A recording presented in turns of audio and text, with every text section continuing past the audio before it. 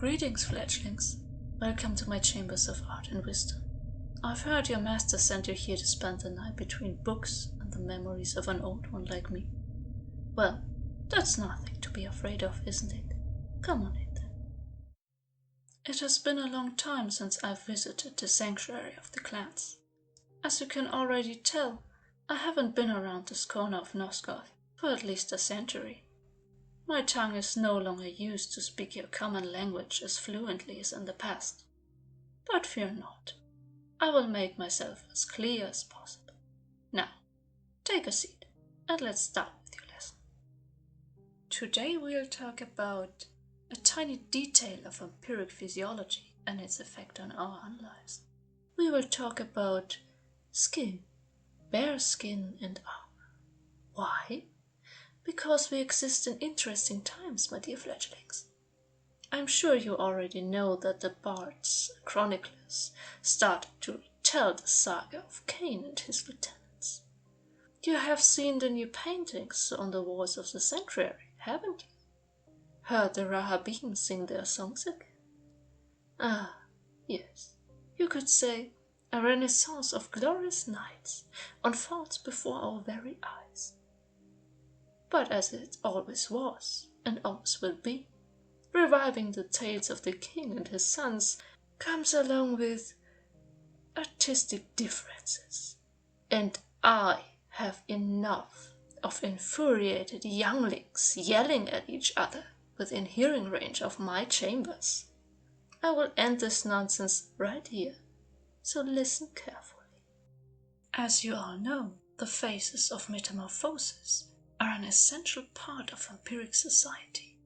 They are not only a direct indicator of power and social rank within the hierarchy of the clans, but they also affect the way we dress. Ha! I can see the Turelim and Dumaim among you sneering with disgust. Fashion, tailoring. Leave that to the more delicate clans, you say. No. Everything has its purpose, young boys, from the finest silk to the sturdiest arm. Let me explain. A newborn vampire is a vulnerable creature. If it wasn't for your glowing eyes, pale skin, and sharp nails, most of you would pass for a human. You may be stronger than your prey, but a blade will still cut through your flesh with ease. Therefore it is common for fledglings to wear armor with high durability. Leather, chainmail, whatever you can find, you will happily cover yourself from head to toe with it. If enough nights have passed, a fledgling will become a young vampire. They still look quite human, but now their skin is slowly changing. Legend has it that the creators of our world took great inspiration from the ancient gods of their own realm by creating our ancestors. This is why ancient vampires like Janus Ordrin are said to have a bluish skin tone. On the other hand, the descendants of Lord Vorador, may the great dragon be praised, developed green, scaly skin. Both skin types were passed on to the younger generations. You can still find them in more or less saturated variations within your own clan, and even in the ranks of highest royalty, of course. But is it only color, you may ask? No. Long before the color changes, your skin will become tougher, even though it still looks soft. When you reach this point in your evolution, it might not be very comfortable anymore to wear multiple layers of clothing. The same goes for wearing armor outside of battle. Your skin feels not exactly heavy, but sturdy enough to keep you well protected. Now you will more likely enjoy the traditional clothes of your clan, tailored to fit your evolving body and new abilities. You Sephonim over there are quick on your feet and even quicker on climbing walls. Most members of your clan prefer light clothing with as much free moving space as possible. The more elbow room, the better, they say. The Malkayahim on the other side have very different needs to attend to. Their skin is decaying rapidly. Therefore, they prefer tight leather armor, helping them to keep their shape. while allowing them to take explicit care to certain areas of their body. Yes, young one, I see you there in the shadows of my classroom. There is no need to shy away. We are all vampires, after all. Ah, and I have not forgotten our brave warriors in the last row. You will find it extremely pleasing getting out of your ill-fitting fledgling armor once you started growing. The older you get, the more complicated it will become for you to squeeze those widening shoulders into conventional vampiric armor. But this is what your blacksmiths are for, right? Why is it important to talk about something so trivial as skin, clothing, and armor?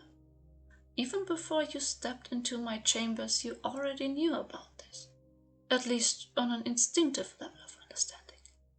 It is important because we easily forget about those simple facts when it comes to creating new things. The artists among you might feel tempted to redesign old fashion to their liking, should it be more or less revealing. To be honest, it doesn't matter if you go for long robes or a more seductive approach. The human cattle won't get the fine notions behind it either way. As long as you can explain your artistic choices with logic, at least your masters won't refuse your drafts. Probably.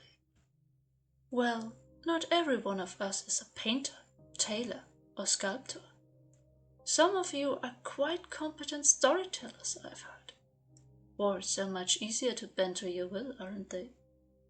Oh, but your stories might suffer from a lack of cultural identity. Yes, the same strange thing the humans fight over all night long.